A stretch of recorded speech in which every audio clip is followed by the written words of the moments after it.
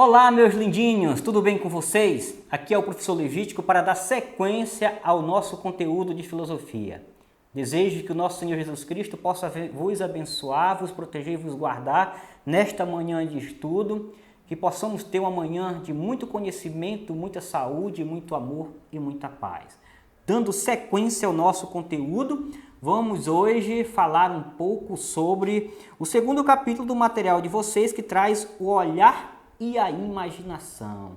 Então, como vocês estão percebendo, quem já fez essa leitura em casa, quem ainda não fez, vai fazer, vai perceber que o nosso foco da reflexão filosófica é o olhar. Tá? Então, o olhar, ele desperta, o olhar é como se ele fosse as portas ou as janelas que abrem a nossa imaginação. Então, quanto melhor for o seu olhar, quanto mais filosófico ele for, não é? Quanto mais significativo, quanto mais refletivo ele for, mais a sua imaginação será, não é, desenvolvida, será aguçada. Então, uma pessoa, uma criança que tem um olhar filosófico, né, ela é capaz de ver nos objetos, ver no meio onde ela está inserida, ver as pessoas com um olhar diferenciado, como aquelas pessoas dos olhares comuns não são capazes de enxergar. Não é? Então, a criança, o ser humano de olhares filosóficos, ele é capaz de olhar a essência das coisas, a essência das pessoas, e não somente, não é, aquilo que está visível, aquilo que está no exterior, não é? Mas você é capaz de voltar o seu olhar para o interior, tanto das outras pessoas, quanto o olhar interior de si mesmo, ok, meus filhos? Então, na tela, aí atrás, aí a temática da nossa dimensão, a página de vocês, 7, desculpa, tá? Traz a temática de vocês aí. Estabelecer relações, tá? Então, nossos olhares e nossas percepções são orientados por interesses e conhecimentos, experiências e preferências, que nos ajudam a organizar nosso pensamento com base naquilo que observamos e percebemos. Por exemplo, quando observamos letras, é possível organizá-las por semelhanças e diferenças.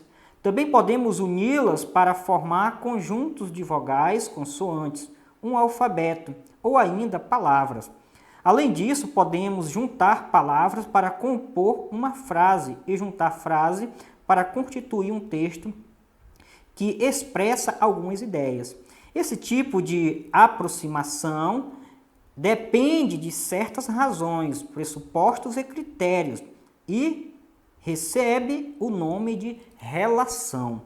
Para compreender melhor o significado de relação, imagine uma ponte.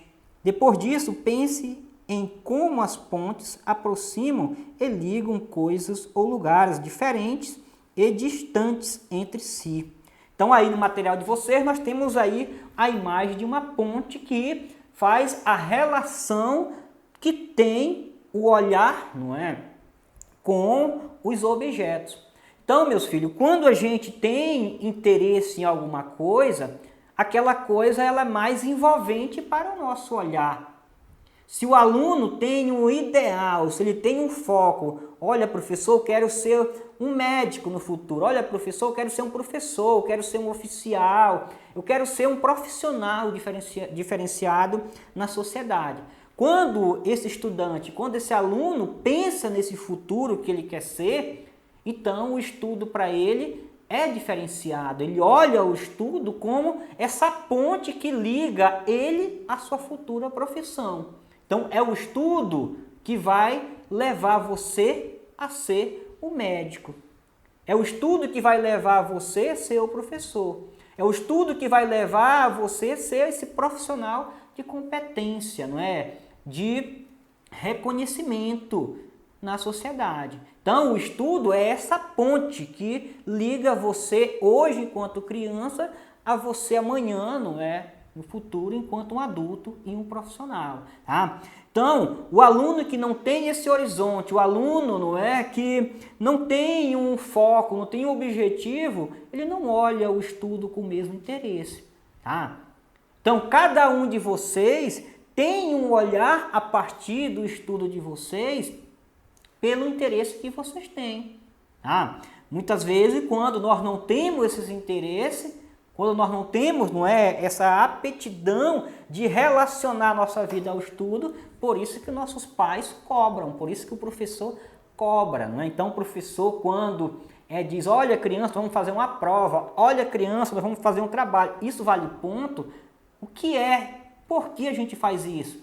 Por que o pai cobra? É para você focar o seu olhar para o estudo, para você não ficar desatento, não é? Para você não perder a direção, tá? Então, sempre vocês têm que relacionar o olhar de vocês com o interesse, o desejo de vocês.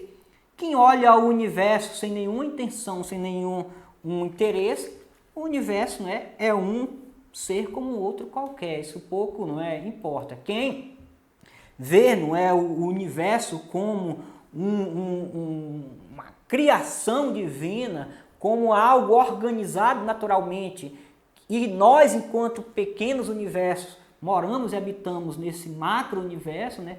Essa pessoa olha de uma forma diferenciada. Então, página 9 de vocês, olhar e imaginação. Meus filhos, vimos anteriormente que olhar é como abrir janelas entre nós e o mundo. É também como fotografar, recolhendo, registrando imagens daquilo que percebemos. Ou ainda, como recolher sensações que nos aproximam do mundo.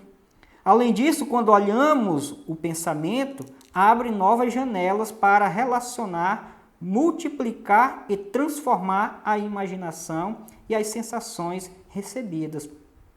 A imaginação é uma dessas janelas do pensamento. Quando ela se abre, o que imaginamos se torna de alguma maneira visível e perceptível para nós, ainda que seja invisível e imperceptível para as outras pessoas. Quando encontramos uma janela de expressar o que imaginamos, novos olhares podem observar, registrar, relacionar, modificar e até mesmo manifestar de outro modo o que trouxemos à tona do nosso mundo interior. A imaginação pode ser despertada por um olhar curioso que nos leva a fazer perguntas e buscar respostas. Um olhar como o dos filósofos, que nos faz questionar qual o significado daquilo que vemos ou sentimos, como as coisas são e como elas poderiam ser. Além disso, a imaginação está ligada aos sonhos, à beleza e à criação, possibilitando a cada pessoa a construção de um mundo novo dentro de si, no qual tudo é possível, em que os desejos e os sonhos se realizam. Assim, ela pode ser considerada uma fonte de pensamentos belos, criativos, envolventes, mas também pode se relacionar com o contrário da beleza e da alegria, tornando-se uma fonte de pensamentos incômodos, ruins e assustadores. A imaginação se revela, portanto, como um conjunto de janelas abrindo-se atrás de janelas, que são os nossos olhares. Cada uma dessas janelas convida a observar algo de maneiras diferentes, buscando novas experiências e novos pensamentos.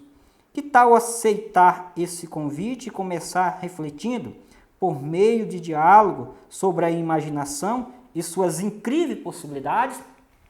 Então, meus filhos, como vocês estão vendo aí a sequência do nosso conteúdo, né? Esse texto ele faz aí uma explicação extraordinária sobre a relação do olhar com as janelas. Então, o nosso olhar ele é diretamente a janela que se abre à imaginação.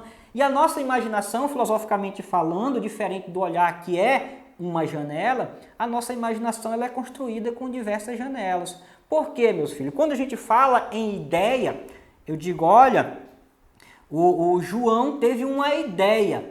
Tá? A gente pensa que essa ideia caiu preparada na cabeça de João, mas não foi. Então a ideia, para se tornar uma ideia, ela teve um processo. E o processo qual foi, professor? Antes de tudo, ela foi uma imaginação. Depois, ela foi um pensamento. Depois de repensar, refletir o pensamento, ela se torna uma ideia. E o que é a ideia, professor? A ideia é a construção concreta de um pensamento, não é? Que passou pelo seu estágio inferior de imaginação, pensamento, reflexão e se torna, não é, um objeto. Tá? Então, por exemplo, quem fez o computador ou o celular que você está assistindo aí? A pessoa, primeiramente, não é? Ela teve uma imaginação, depois teve uma ideia e depois ela cria, não é, para si um celular. Então é nesse sentido que a gente vai desenvolvendo o nosso conhecimento, a nossa ideia, ok? Resolva os exercícios, faça isso e na próxima aula nos encontramos com a